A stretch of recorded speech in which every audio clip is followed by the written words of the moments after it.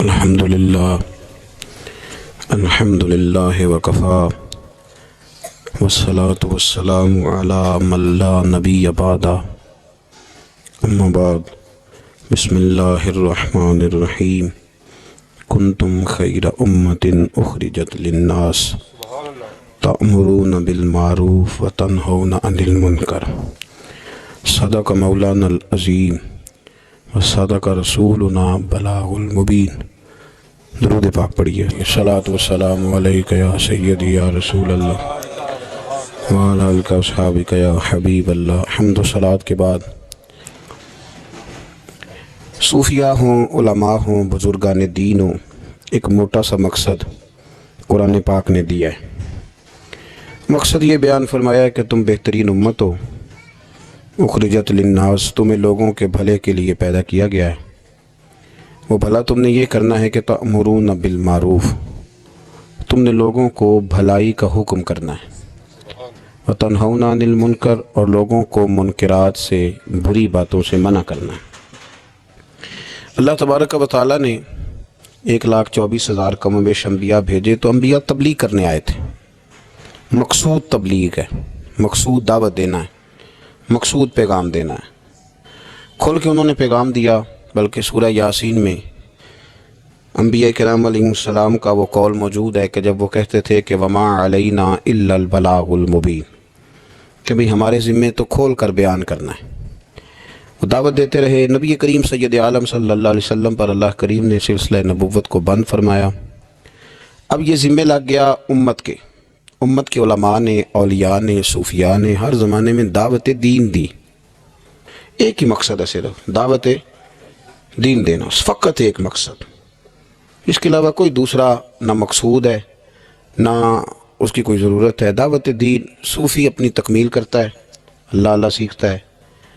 وہ مختلف طریقے ہیں، نقشبندیہ ہے، چشتیہ ہے، سہروردیہ ہے، نوشائیہ ہے، قادریہ ہے، اپنے اپنے طریقوں کے مطابق صوفیہ ان کی تکمیل کرتے ہیں۔ پھر جب وہ مکمل ہو جاتا ہے، مکمل ہونے سے مراد یہ کہ اس کے جو رذائل ہوتے ہیں وہ دور ہو جاتے ہیں، فضائل شروع ہو جاتے ہیں، جھوٹ نکل جاتا ہے، بدی نکل جاتی ہے، بد نگاہی نکل جاتی ہے، حرام کھانا اسے تکلیف دیتا ہے۔ وہ نبی کریم علیہ السلام کے طریقہ مبارکہ کو پسند کرنے لگتا ہے۔ اب اس کے ذمے لگا دیا جاتا ہے، جس کا نام خلافت بھی ہے، دعوت و ارشاد بھی ہے۔ اب وہ آگے نکلتا ہے، دین کا پیغام دیتا ہے۔ باقی پھر آپ کو پتہ ہے کہ رش جب میلہ بہت بڑا ہو جائے تو اس میں کون کون کہاں سے آ کے کس کس روپ میں شامل ہو گیا پتہ کوئی نہیں چلتا۔ اب مسلمان ہیں 1.25 ارب کے قریب، تو کسی طرح کوئی جہالت کرنے لگ گیا، کوئی نئی رسم لے آیا، کوئی غلط طریقہ اختیار کر گیا، تو راشی بہت زیادہ ہے تو کیا پتہ چلے گا کہ کسی نے کیا بنا لیا۔ باقی تصوف کا، طریقت کا، معرفت کا ایک ہی طریقہ تھا کہ لوگ گمراہ ہوتے تھے۔ اور حضور غوث پاک رضی اللہ تعالیٰ عنہ کی آپ کتابیں پڑھیں نا، تو آپ نے رافضیوں کے خلاف بھی لکھا ہے۔ اب تو کچھ بیچارے ایسے بھی صوفی ہیں نا جو کہتے ہیں کسی کو برا نہیں کہنا چاہیے، بلکہ ایک صوفی صاحب سے میری ملاقات ہوگی تو کہنے لگے کافر کو بھی کافر نہیں کہنا چاہیے۔ تو میں کہ انہیں مسلمان کہہ لیے، پھر کافر کو کیا کہنا ہے جی؟ کافر کو بھی ان کی آکھیے، پھر آپ بتا دیں۔ قل یا ایھا الکافرون، اللہ فرماتے ہیں کہ محبوب آپ کہہ دیں او کافرو۔ تو جب قرآن کہتا ہے کہ کافر کو کافر کہو تو کافر کو کافر ہی کہنا ہے، اسے مومن تو کہا نہیں جا سکتا، نہ وہ مومن ہے۔ میری بات کی سمجھ آ رہی ہے آپ حضرات؟ تو حضرت غوث پاک رضی اللہ تعالیٰ عنہ کی آپ کتابیں دیکھیں تو آپ نے باقاعدہ جو لوگ صحابہ کی بے ادبی کرتے تھے نا ان کے خلاف لکھا ہے۔ اس زمانے میں ایک فرقہ تھا جبریہ اور قدریہ، وہ تقدیر کو نہیں مانتے تھے، صرف تقدیر کے منکر تھے، باقی نماز بھی پڑھتے تھے، روزہ بھی رکھتے تھے، زکوٰۃ بھی دیتے تھے، حج بھی کرتے تھے۔ کس کو نہیں مانتے تھے؟ وہ جو تقدیر ہے نا کہ اللہ نے لکھ دیا ہے، رزق بھی نصیب بھی، اس کے منکر تھے۔ تو حضور غوث پاک نے باقاعدہ ان کے خلاف تحریریں لکھیں، تقریریں فرمائیں۔ حضرت عبداللہ ابن عمر رضی اللہ تعالیٰ عنہ سے کسی نے کہا کہ حضرت صاحب وہ فلانا بندہ ہے، ساری دین کی باتیں مانتا ہے، صرف تقدیر کو نہیں مانتا۔ تو آپ فرمانے لگے اگر بیمار ہو گیا تو پتہ لینے نہیں جاؤں گا، مر گیا تو جنازہ پڑھنے نہیں جاؤں گا، اس لیے کہ دین کے ہر جز پر ایمان لانا دین ہے، کسی ایک کا بھی انکار ممکن ہے۔ تو یہ ہے کہ ہمارے بزرگان دین نے نا فتنے روز پیدا ہوتے تھے، انہوں نے اس کے خلاف جہاد کیا، کوشش کری، محنت کی۔ اعلیٰ حضرت بریلوی رحمۃ اللہ علیہ کے زمانے میں لوگ پیدا ہو گئے، انہوں نے بڑی بڑی عجیب باتیں سرکار کی ذات کے بارے میں کرنی شروع کر دی. اگر اسی طرح کے صوفی ہوتے جس طرح کے صوفی پائے جاتے ہیں, کسی کو کچھ بھی نہیں کہنا, تو ٹھیک ہے. جو مولوی اپنی کتاب میں لکھ رہا تھا کہ نبی پاک کا علم جانوروں پاگلوں کی طرح, اس کو لکھنے دیتے. کسی کو کچھ کہنا تو ہے ہی نہیں, لکھنے دیتے, وہ بالکل چھٹی تھی. تو اعلیٰ حضرت نے جہاد کیا, ان کے خلاف لکھا. جب کسی نے کہا کہ حضور کے بعد بھی نبی آئے تو فرق نہیں پڑتا, تو اعلیٰ حضرت فرمانے لگے آئے کیوں, ہمیں ضرورت کیا ہے, یہ لفظ آپ نے کیسا بولا, کیسے آئے. ہمارے بزرگوں نے اس دور کے تقاضوں کے مطابق جہاد کیا. ایک سنگی مجھے ایک دن پوچھنے لگے, پیار سے لوگ کئی سوال پوچھتے ہیں, سارے بندے تنقید کے طور پہ نہیں پوچھتے. انہوں نے کہا جی یہ صوفی کا کیا کام ہے کہ فوٹو کھچائے, صوفی کا کیا کام ہے اس کی ویڈیو بنے, وہ تو طریقت تصوف والا آدمی ہے. تو میں نے کہا میرے بھائی آپ بات کو سمجھیں, صحابہ کرام نے کوئی کتاب نہیں لکھی تھی, اس لیے کہ قرآن کافی تھا اور حدیث, کیونکہ ان کے زمانے میں نہ جبری آئے, نہ قدری آئے, نہ رافضی آئے, نہ ناسبی آئے, نہ خارجی آئے. آپ کو پتہ ہے حضرت علی کے زمانے میں ایک گروہ اٹھا تھا, پورا گروہ مولا علی کے زمانے میں خارجیوں کا. بہترین کلمہ پڑھتے تھے, تگڑی نمازیں پڑھتے تھے, پر ہزاروں بندے حضرت علی نے قتل کروائے تھے. رش زیادہ ہوتا ہے تو غلط لوگ بھی شامل ہو جاتے ہیں. مجھے بتائیں کہ آپ بیج نہیں ڈالتے تو پھر بھی فصل کے ساتھ جڑی بوٹی اگ آتی ہے کہ نہیں؟ تو موج کرنے دے, اس کو بھی آ گئی ہے تو کاٹتے کیوں ہو؟ وہ اس لیے کاٹی جاتی ہے کہ اصل فصل کا وہ پھر نقصان کرتی. تو حضرت علی نے وہ قتل کرائے, لوگ وہ کرانے پڑے, ورنہ وہ خرابی کر رہے تھے. اب صحابہ نے کوئی کتاب نہیں لکھی, لیکن بعد میں جب حالات خراب ہوئے, جبری آئے, قدری آئے, ناسبی آئے, خارجی آئے, تو غوث پاک نے بھی کتابیں لکھی, محدث ابن الجوزی نے بھی کتابیں لکھی, شیخ شہاب الدین سہروردی کی عوارف المعارف آپ دیکھیں, تصوف والوں نے, طریقت والوں نے کتابیں لکھی, ان لوگوں کا رد لکھا. آج ہمارا زمانہ جب آیا ہے نا, تو اس زمانے کے اندر لبرل لوگ بیٹھ گئے ہیں ٹی وی پہ. لبرلزم کا دور ہے یہ, دور اصل میں لبرلزم کا دور ہے. اس میں یہ جو آپ کو تھوڑا بہت محسوس ہوتا ہے نا کہ بعض جگہ علماء کے آپس میں اختلافات ہو رہے ہیں, تو یہ ویسے سب کے ہی ہوتے ہیں, دکانداروں کے بھی ہوتے ہیں, دنیا داروں کے بھی. ان جیوے کہ اپنی گل کوئی نہیں کرتا جی, اپنی گل کوئی بندہ اپنی بات نہیں کرتا, کیونکہ اپنی طرف اس کی نظر نہیں نہ ہوتی, نظر سامنے ہوتی ہے, تو سامنے والے کی بات کرنا بھی ویسے بھی ایزی ہوتا ہے. تو اسی طرح مولوی بھی, میں بھی کہتا ہوں کہ سیاستدانوں نے بیڑا گرک کر دیا, کیونکہ میری بھی نظر سامنے ہے, اپنے اوپر تو ہے ہی نہیں. تو میرے بھائی, ہمارا جو دور ہے نا, اس دور کے اندر لوگوں نے ٹی وی پہ بیٹھ کے, میڈیا پہ آ کے کہنا شروع کر دیا کہ اسلام تو کوئی سختی نہیں کرتا, عورتیں بلا حجاب بھاگیں, گلیوں میں آئیں, جو مرضی کریں. انہیں کہنا شروع کر دیا کہ اسلام جو ہے وہ کوئی معاذ اللہ تعالیٰ کسی کو پابند نہیں کرتا, وہ جو مرضی کرے. لوگ دین کا نام لے کے دین کا حلیہ بگاڑنے لگے. پینٹ شرٹ والے مولوی آ گئے مارکیٹ میں, پینٹ شرٹ والے, بڑا حالات خراب ہونے لگے. تو اب مجبوری ہے کہ جس طرح کا دور ہوگا, جہاد بھی اسی طرح کا ہوگا. سرکار نے تلوار سے جہاد کیا ہے, توپ کوئی نہیں چلائی. اب آپ کہیں جی آپ توپ کیوں, آپ بندوق کیوں چلا رہے ہیں, حضور کی سنت کے مطابق چلیں. تو میرے بھائی تب تلوار سے لڑائی ہوتی تھی, اب توپ سے ہوتی. اب دور ہے میڈیا کا, کوئی میڈیا پہ اعتراض کرے گا تو اسے جواب بھی میڈیا دے گا, اس کے مطابق آپ چلیں گے. تو صوفیاء کو بھی یہ استعمال کرنا پڑا. تو یہ باتیں آپ سمجھیں, صوفیاء کا ایک ہی مقصد ہے. ہمارے زمانے میں نا جو کام نہیں نہ ہو رہا وہ دین کی دعوت ہے. کیوں بھلا؟ اس لیے کہ لوگ تنقید کرتے ہیں, ہر بندے پہ ہی کرتے ہیں. وہ الگ بات ہے کہ میں محسوس زیادہ کر لوں گا, آپ محسوس زیادہ کر لیں, ورنہ ہر بندہ ہی تنقید کی زد میں, ہر بندہ وہ جس شعبے سے بھی تعلق رکھتا ہے. میرے بھائی, ایک ہی مقصد ہے ساری طریقت کا, وہ ہے دعوت دین. دعوت بے نمازی کو نماز کی دعوت, شریعت کے باغی کو شریعت کی دعوت.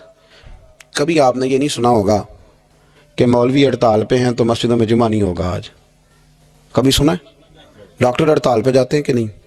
وکیل, ٹرینوں والے, مولوی صاحب کبھی گئے ہوں کہ آج مولویوں کی ہڑتال ہے؟ اللہ کے فضل سے کبھی آپ نے نہیں سنا ہوگا, کبھی ایسا نہیں ہوا. اور میں آپ کو بتاتا ہوں, میرا مسجد سے تعلق ہے, اتنی پریشانی کسی بندے کو نہیں ہوتی جتنی مسجد کے امام کو ہوتی ہے کہ یار میں جا رہا ہوں, جماعت کون کرائے گا. یقین کریں, وہ بندہ ڈھونڈتا ہے, محنت کرتا ہے, تلاش کرتا ہے, کسی کے ذمے لگاتا ہے, چابیاں دیتا ہے. مجھے پتہ نا جی, یہ اور یہ دلچسپی ہے, یہ شوق ہے, یہ ذوق ہے, اس کو آپ سمجھیں. دعوت دین علماء دے رہے ہیں, صوفیاء دے رہے ہیں. کسی بھی بندے کو آپ ٹٹول کے دیکھ لیں, یار ماشاءاللہ داڑھی شریف رکھ لی ہے, تو کہے گا یار میں لاہور گیا تھا, ایک علامہ صاحب کی بات سنی, بس میرے دل پہ لگ گئی. ہو سکتا ہے اسے نام بھی نہ یاد ہو. تو یہ دعوت دین ہو رہی ہے تو بات آگے بڑھ رہی ہے نا. آج بھی کوئی سوشلزم کا ماننے والا، کوئی لبرل آدمی، کوئی کسی قسم کا بندہ مارکیٹ میں آ کے دین پہ اعتراض کرتا ہے. میں تھوڑے دن پہلے سائی والک یونیورسٹی میں گیا تو ایک بچہ کہنے لگا کہ پیر صاحب میں نے بات کرنی ہے تو آپ نے مجھے گستاخ کہنا ہے. تو اگر آپ نے گستاخ ہی کہنا ہے تو میں نہیں کرتا. تو آپ بتا دیں. میں نے کہا نہیں، آپ بات کریں، میں آپ کو گستاخ نہیں کہتا. کہنے لگا جی نبی پاک صلی اللہ علیہ وسلم کے زمانے میں غلامی ختم کیوں نہیں ہوئی؟ چاہیے تھا حضور کہتے آج کے بعد کوئی غلام نہیں، ختم کر دیتے. ختم کیوں نہیں ہوئی؟ بکتے رہے غلام، بلکہ حضرت علی کے زمانے تک غلام بکتے رہے. تو آپ کے پاس کیا جواب ہے؟ میں نے کہا اصل میں آپ رہتے ہیں ان لوگوں کے پاس جو بیچارے عشاء کی رکھتے بھی پوری نہیں بتا سکتے، تو اس لیے آپ کے اندر یہی وہام پیدا ہوا ہے. میں نے کہا میاں نبی پاک نے غلامی ختم کر دی. کہنے لگا جی نہیں، یہ میرے پاس ابن اسحاق کا والا ہے، ابن حشام ہے، فلانی کتاب ہے، فلانی کتاب ہے. میں نے اسے کہا بچے آپ سمجھے نہیں، نبی کریم علیہ السلام نے نا غلامی کو اتنی عزت دے دی تھی کہ غلامی غلامی رہ ہی نہیں گئی تھی. غلامی غلامی رہی نہیں. تو جب کسی چیز کا نام ہی ختم کر دیا جائے، اس کا وہ عہدہ ہی ختم. یہ جو لوگ تھوڑے سے اداروں سے انسلاک رکھتے ہیں وہ سمجھتے ہوں گے کہ سیٹ ہی اگر ختم کر دی جائے کوئی، تو اس سیٹ پر جو بندے موجود بھی ہوں تو وہ سیٹ ہی نہیں، سیٹ ہی کوئی نہیں. حضور نے دیکھے نا، حضرت ابو ذر غفاری فرماتے ہیں میں اپنے غلاموں کے بارے میں بڑا سخت تھا. لوگ مثال دیتے تھے کہ اگر پھر تمہارا وہی حال کریں جو ابو ذر اپنے غلاموں کا کرتا ہے. فرماتے میں جب کلمہ پڑھنے آیا تو بڑی نصیحتیں حضور نے فرمائیں. تو جب میں واپس جانے لگا تو ایک آواز دی. میں واپس لوٹا تو فرمایا ایک بات کا خیال رکھنا. یا رسول اللہ وہ کون سی؟ فرمایا اپنے غلاموں کے ساتھ اچھا سلوک کرنا. تو فرماتے میں نے فوراً عرض کی حضور کس طرح کا سلوک کروں، کس طرح کا؟ تو یہ ابن ماجہ میں، ابو داؤد میں، نسائی میں، مسند احمد میں کیا خوبصورت انداز ہے. یہ جو بڑے انسانی حقوق کی تنظیموں پہ بات کرنے والے نا، پورے یورپ میں شور مچانے والے، وہ بڑے حقوق بیان کریں گے، سیمینار کریں گے، چارٹر لکھا جائے گا، ڈبیٹ ہوگی، ایوان اقبال میں سیمینار ہوگا، فلانی جگہ ہوگا. کچھ پلے نہیں پڑے گا. میرے نبی کے 2 جملے، ختم ہو گئی ساری باتیں. رسول کریم علیہ السلام نے فرمایا جس طرح کا خود کھانا اس طرح کا غلاموں کو کھلانا، جس طرح کا خود پہننا اس طرح کا غلاموں کو پہنانا. ختم ہو گئی بات. او یار تھوڑا سوچے، میں نے بات کر دی، آپ نے سن لی، ذرا غور کرے. جس طرح کا خود کھانا، بلاؤ نہ وہ حاجی صاحب جڑے بڑے نیک نے، جن دے کپڑے آپ پاندے نہ ہوندا ملازم بھی انج دے ہی پاندا ہے. بلاؤ نہ وہ سیٹ جو بڑی تقریریں کرتا ہے غریبوں کے حق میں. جس طرح کا خود کھاتا ہے غلام بھی اسی طرح کا کھاتا ہے. لیکن وہ عمل کرنے والے لوگ تھے، انہوں نے پھر عمل کر کے دکھایا. مولا علی شیر خدا کرم اللہ تعالی وجہ الکریم. ایک بات اور کر دوں، چلو آ گئی. حضرت علی کا ماننے والا جب مجھے جاہل ملتا ہے نا کوئی کہتا میں حضرت علی کا ماننے والا ہوں، تو میں انہوں کہنا تیری مہربانی کسی درس گاہ داخل ہو جا. اتنے بڑے عالم کا ماننے والا اور تیرا حال کیا ہے؟ دیکھیں نا، میں کہوں او استاد جی کا شاگرد ہوں تو بندے کہیں گے تیریاں گلہ تے نہیں پہ دس دیا. تھوڑی مہربانی کریں. جس سے کائنات نے علم لیا اور زمانے نے فیض پایا، ماننے والا اس کا ہو اور اسے دعائے قنوت بھی نہ آتی ہو، تو یہ کیا تماشا ہے؟ آپ دیکھیں نا، آپ کس بات کہاں کی ہے، سٹیٹس کہاں کا آپ بیان کر رہے ہیں، اور معیار آپ کا کیا ہے؟ بالکل جہالت کی بات کر دینا. اور بات مولا علی شیر خدا. حضرت علی المرتضیٰ کوفے میں نا اپنے غلام کو لے کے بازار تشریف لے گئے. کہنے لگے یار موسم آ گیا ہے، میرا دل ہے کہ کپڑے نہ خریدنے قدر کے. اس نے کہا حضور چلیں. تو غلام کہتا ہے 2 جوڑے حضرت علی نے خریدے، ایک مہنگا ایک سستا. تو موٹی بات ہے، جو مہنگا ہے وہ آقا پہنے گا اور سستا ایسے ہی ہوتا ہے نا جی. چلو اور گل کرنے ہیں سادی، جلدی سمجھے جا جائے گی. جس ویل جائیے دکاندار کو ویاہ تے کپڑے لین تے انہوں کہی دا ایک پان والے وکھا، پھر کہی دا ایک دین دوان والے وکھا. وہ دین دوان والے کہڑے ہوندے نے بھلا؟ جڑے پان والے نہیں ہوندے. دین دوان والے کہڑے ہوندے نے؟ ایک وہ دے جڑے پانے والے نے، ایک وہ دے جڑے دینے والے نے. یہ دینے والے وہ ہوندے نے جڑے پان والے، ہاں جی وہ والے دکھا. تو وہ دکاندار کے پاس جا کے حضرت مولا علی شیر خدا رضی اللہ تعالیٰ نے اس کے ساتھ بیٹھے، 2 جوڑے خریدے. غلام کہتا ہے جب واپس نکلے تو حضرت علی رضی اللہ تعالیٰ نے وہ دونوں جوڑے، چونکہ میں غلام تھا میں نے پکڑے ہوئے تھے، سمجھ لیں کہ وہ تھیلا کپڑوں کا میرے ہاتھ میں تھا. فرماتے ہیں شیر خدا کا گھر آ گیا، میرا بھی غریب خانہ آ گیا. اب ہم نے جدا ہونا تھا تو ڈیفینیٹ بات تھی، طے تھا کہ یہ پتلا جو ہے اور کم قیمت کا جوڑا میرا ہے. تو کہتے ہیں حضرت علی شیر خدا رضی اللہ تعالیٰ عنہ نے مجھے کہا کہ میرا جوڑا دے دو. تو میں نے وہ کپڑا جو مہنگا تھا وہ ان کی طرف بڑھایا، تو انہوں نے سستے کپڑے پہ ہاتھ ڈالا. فرمانے لگے یہ تیرا ہے اور وہ پیر صاحب بھی ایسے کر سکتے ہیں ویسے کبھی کبھی، ہاں ان کے لیے بھی جائز ہے، کوئی منع ان کے لیے بھی منع، ہاں جی نذرانہ لینا بھی سنت ہے اور کبھی کبھی غریب مرید کو دینا بھی سنت ہے، یہ بھی سرکار کے دین میں بات موجود ہے۔ بلکہ حضرت شیخ شہاب الدین سہروردی سے کسی نے کہا نذرانہ کس کو کہتے ہیں؟ فرمایا امیر سے لے لینا اور غریب کو دے دینا، اسی کا نام نذرانہ ہے۔ حضرت مولا علی شیر خدا کے اس غلام نے جب مہنگا جوڑا اپنے پاس دیکھا اور سستا حضرت علی کی طرف دیکھا تو اس نے ایک جملہ کہا، پھر حضرت علی نے جواب دیا، یہ ہے شیر خدا کی تعویل۔ ہم نا جب بچوں کو سبق پڑھاتے ہیں نا مدارس میں تو پہلے اعتراض قائم کرتے ہیں، پھر خود اس کا جواب دیتے ہیں۔ تو دو قسم کا جواب ہوتا ہے، ایک الزامی ہوتا ہے، ایک تحقیقی ہوتا ہے۔ کئی دفعہ ہمارے بچے مطمئن نہیں ہوتے، وہ کہتے ہیں جی میں نہیں مطمئن ہوا، جواب دوبارہ دیں۔ لیکن حضرت علی تھے نا، غلام نے اعتراض قائم کیا، اس نے ایک جملہ کہا، کہنے لگا حضور یہ سستا جوڑا مجھے دے، مہنگا آپ نے۔ فرمایا کیوں؟ کہنے لگا اس لیے کہ آپ آقا ہیں اور میں غلام ہوں۔ اب شیر خدا کا جواب سنے شیروں والا، فرمانے لگے نہیں میاں، مہنگا تو پہن اور سستا میں پہن کو۔ کہنے لگا کیوں؟ فرمانے لگے اس لیے کہ میں بوڑھا ہوں تو جوان ہے، میں بوڑھا ہوں تو جوان جو ہوتے ہیں وہ پہنے کپڑے اچھے اچھے مہنگے، میرا تو بڑھاپا ہے۔ وہ شخص کہتا ہے کہ میرے پاس اس بات کا جواب ہی کوئی نہیں تھا، کوئی جواب، اتنی بڑی بات کر دی۔ فرمانے لگے یہ مہنگا ہے، یہ جوان کوئی آدمی پہنے، میں بوڑھا ہوں میں۔ تو دعوت دین فقط مقصد صوفیاء کا، آج بھی دین کے حوالے سے جو تشریحات، آج نہ لوگ دین کے خلاف نہیں بولتے، کوئی بندہ آپ کو ایسا نہیں ملے گا، کوئی بھی۔ آج کے دور میں جو فتنہ ہے وہ ہے دین کی غلط تشریح کا فتنہ، غلط تشریح۔ ٹی ویوں پہ لوگ بیٹھ گئے، وہ تشریحات غلط کر رہے ہیں۔ ہر بندہ کہے گا نبی پاک نے اپنے جی دشمنوں کو معاف کیا، آپ کہتے ہیں گستاخ کو پھانسی دینی، ہر بندہ یہ، اور آیتیں پڑھ پڑھ کے سنائیں گے، وَمَا أَرْسَلْنَاكَ إِلَّا رَحْمَةً لِّلْعَالَمِينَ۔ حالانکہ انہیں یہ نہیں پتا کہ رحمت للعالمین نبی نے فرمایا ہے کہ اگر کوئی شراب پیے گا تو ہم اسے کوڑے ماریں گے، اور حضور نے کوڑے مروائے ہیں، اپنی آنکھوں کے سامنے سرکار نے کوڑے مروائے ہیں۔ رحمت للعالمین نبی نے، جہاد کی بات آئی ہے تو فرمایا اب قتال ہوگا، اب کافروں کی گردنیں کاٹی جائیں گی۔ ہر چیز کا ایک وقت ہوتا ہے۔ غلط تشریحات، جی حضور نے اپنے بے ادب کو معاف کیا، تو میں نے کہا نبی پاک نے بے ادب کو معاف کیا، کسی صحابی نے حضور کے بے ادب کو معاف نہیں کیا۔ آپ دین کی تشریح کو سمجھیں۔ اسی طرح کا معاملہ اور بہت ساری چیزوں کے ساتھ ہے۔ وہ کہتے ہیں جی وضاحت کے ساتھ فلانی شے کا ذکر نہیں آیا لہذا ہم کریں گے۔ پردے کے ساتھ بڑی بری حالت کر دی گئی ہے، عورتوں کا پردہ بالکل لوگوں نے، اور یہاں تک لوگ کہتے ہیں کہ جی چہرے کا پردہ ہی نہیں، دین میں تو آنکھیں نیچی کرنے کا حکم ہے۔ تو میں نے کہا ٹھیک ہے آپ آنکھیں نیچی کر لیں، کچھ کریں تو صحیح نا۔ اور مختلف قسم کی غلط تشریحات ہیں، توضیحات ہیں۔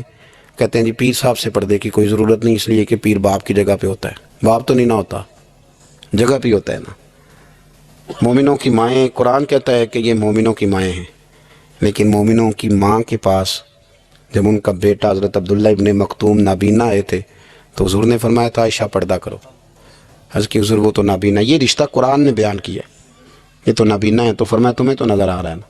تو اس دور کے اندر جو لوگ دین کو، دین پہ لیبل لگا کے نا، ایک دین پہ لیبل لگا کے کہ نہیں ادھر بھی گنجائش ہے، یہاں بھی مسئلہ ہے، یہ اب اس دور کا فتنہ ہے۔ جدت کے ساتھ بڑے بڑے ایسے اسکالر باقاعدہ ٹی وی پہ بٹھائے گئے کہ جنہوں نے کہا کوئی ضرورت نہیں، آپ یہاں تک میں سنتا ہوں کہ ایک نہ ہوگے تو گزارا ہو جائے گا، یہاں تک بھی میں سنتا ہوں کہ یہ آپ غلط تشریحات کر رہے ہیں۔ اور میں کیسے اسکالر کو بھی جانتا ہوں جو کہتا ہے کہ بس ٹھیک ہے، نکاح جب کسی شخص نے کسی کو قبول کر لیا تو نکاح ہی نکاح ہے، ایجاب و قبول کا نام نکاح ہے۔ تو بڑے بڑے فتنے، بڑی بڑی آزمائشیں، اور وہ طبقات جو حاوی ہیں، جو پاورفل ہیں، جو مالدار ہیں، جن کا تسلط ہے، وہ دین کو غلط انداز میں پیش کرتے ہیں، آزاد رہنا چاہتے ہیں۔ میں بڑی دیر پہلے کا کہہ رہا ہوں، پھر کہتا ہوں، میرے ملک سے لے کر پورے عرب تک، اب تو سعودی عرب کے اندر بھی عورتوں کو بڑی چھٹیاں مل گئی ہیں، وہ کہتے ہیں کہ ایک ہی بات ہے، ہمیں کوئی اعتراض نہیں، جس نے نماز پڑھنی ہے وہ نماز پڑھے، جس نے شراب کھانے جانا ہے وہ شراب کھانے جائے۔ یہاں تک کہ جب عورتیں نکلی تھیں یہاں ملک میں ریس لگانے کے لیے سائیکلوں پہ، تو اس وقت کے لبرل آدمی نے کہا تھا مولوی نہ دیں کہ آنکھیں بند کر لیں۔ تو یہ فتنہ ہے اس دور کا، یہ اس دور کا مین مسئلہ ہے، لوگ آزاد ہونا چاہتے ہیں۔ آپ یقین کریں ابھی لمبا نہیں وقت گزرا، یہ آپ جو سفید داڑھی والے بزرگ یہاں بیٹھے ہیں ان سے آپ پوچھ لیں کہ بہت شرم کی بات تھی کہ لڑکا یہ کہہ دیتا کہ شادی سے پہلے میں نے بیوی کو دیکھنا ہے۔ یہ خاصا حالانکہ جائز ہے، ایک نظر دیکھنا جائز ہے، اس پر بھی علماء نے قیود لکھی ہیں کہ دیکھے گا تو کیسے دیکھے گا، اس تشریح میں نہیں جاتا۔ لیکن اب وہی سارے لوگ 4 پیسے ان کے پاس آئے ہیں تو لڑکا لڑکی اکٹھے بیٹھ کے منگنی ہوتی ہے، ان کی میرج ہال میں سارا کچھ ہوتا ہے۔ ہندوؤں کے طریقوں کے مطابق انگوٹھیاں پہنائی جاتی ہیں، مہندیاں ہوتی ہیں، تماشے لگتے ہیں۔ یہ فتنہ ہے اس دور کا۔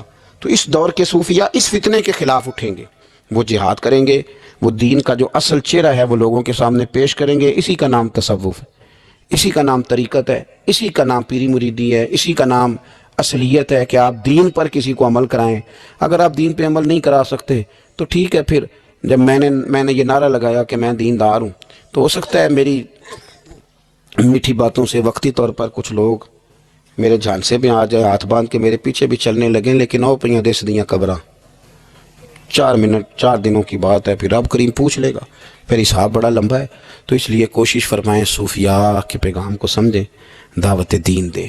جو آپ کا کلاس فیل ہے اس کو بھی دین کا پیغام دیں، جو ڈیوٹی آپ کے ساتھ کرتا ہے اسے بھی نماز کا درس دیں، ایک دوسرے کا بازو تھامیں۔ اور میں آپ کو بڑی ذمہ داری سے کہتا ہوں کہ کہنے سے بات بن جاتی ہے۔